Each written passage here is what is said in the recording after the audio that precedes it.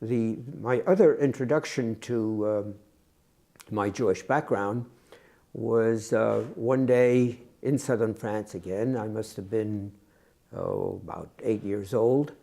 It must have been in spring of 1942. A young man shows up at the door and is talking to, I opened the door, but he wanted to speak to my father, and he's exclaiming, or explaining rather, that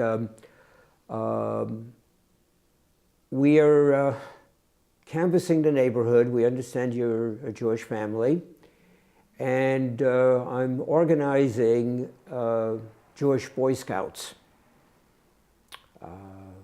I see you have a son.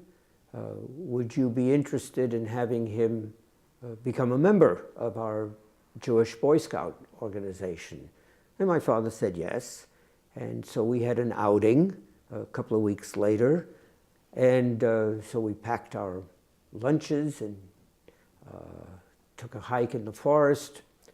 And he explained to us what was going to be the agenda for the day.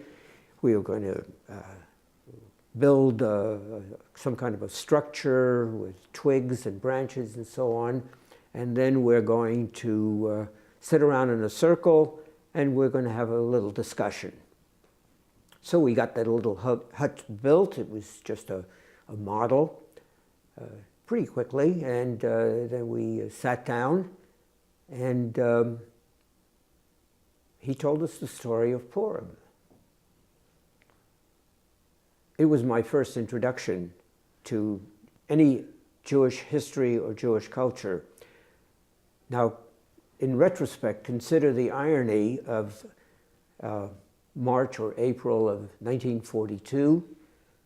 Here's the story of Purim.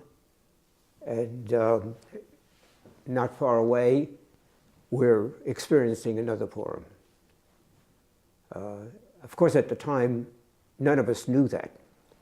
But it certainly, in hindsight, has always been a very vivid illustration for me.